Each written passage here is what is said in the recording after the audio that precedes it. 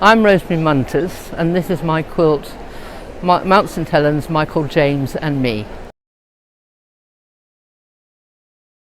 Right, well, when I knew that it was going to be a challenge based on 1 minute or one incident in the last 40 years, I thought what incident would be most important to me. And one of them, I mean there's been lots of incidents in quilting, but one was the first workshops I did with Michael James. And this was before I knew he was coming. We had a workshop, and it was not long after Mount St Helens had erupted. And as I was a geologist, I knew all about the eruption, and so when I was asked to design a block, I designed a block based on Mount St Helens. Now this has got elements of that original block. It isn't the block as I originally designed it. And right at the top there's Mount St Helens before she erupted. And then other things have happened. One of the things Michael James was very keen on us doing was sort of making blocks which were asymmetrical. He also was talking about using strips and using transparency, and so as the quilt goes from one side to the other, you'll see a development towards the second workshop I did with him, which was much more strip patchwork, but I think it's got elements of the transparency. And I have to say I'm really pleased with the colour combinations. I was even more pleased when I finished it, which is rare because sometimes when you've done a quilt for any length of time you sort of hate it by the time you finish, and this one I really quite like. Well, it took about 3 weeks to make, but I had done the design quite a long time ago, in my terms, which is sort of like 3 or 4 months ago, and then I sort of gradually. But I was doing 2 other quilts at the same time, so it was a bit of this, a bit of that, a bit of the other, and my husband was doing all the cooking. Well, I think I have been doing quite a lot of free machine quilting, and one of the things that I quite like to do is let the free machine quilting be dictated by the shapes you've got.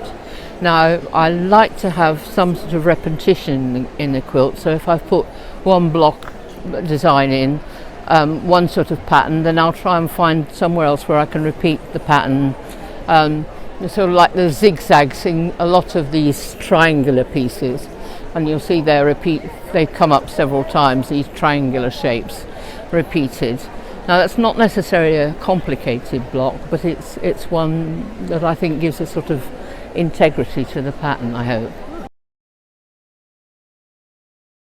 Right, well, I always say that my quilting journey started when I was about 8, because my father was a draper and he had a shop, and they had a workshop that produced wedding dresses and the like, and all the remnants and all the bits that left over, the cabbage, got given to me. So from quite an early age I was able to use those and bits and pieces, and also sample books from the shop and the like when they were out of use, the needed replacing. So I remember making a velvet hexagon based bag when I was about 14 or 15, and so that was the beginning of it.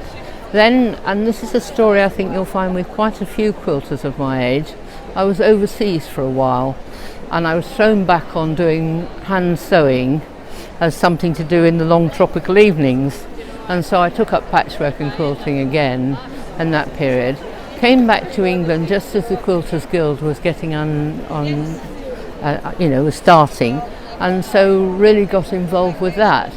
But I'm also, because I was interested in science and pattern and geometry and all the rest of it, I've always had an additional interest apart from the love of textiles. I've always been really fascinated by pattern, and also probably by colour. And I think, again, you can see if you've spent a time in the tropics where the colours are very vivid, maybe that has an influence on the sort of colours you want to use at a later stage. I don't know.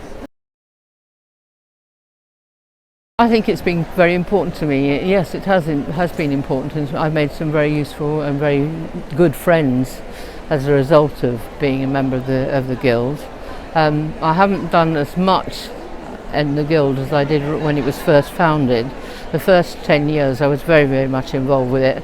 Then I met my husband and I got somewhat involved with other things, and as life happens, but I still continued quilting, and he knew right from the beginning that he was going to have to live with several sewing machines. Well, if they're actually starting on quilting and we're talking about the machine quilting, my biggest piece of advice is to do a little bit every day.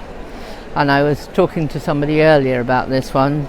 Do practice pieces. If you, a really nice piece of information is, if you have a problem, think about it before you go to bed. Don't try and work late into the night on it. And very often you'll wake up in the morning and the problem will be solved.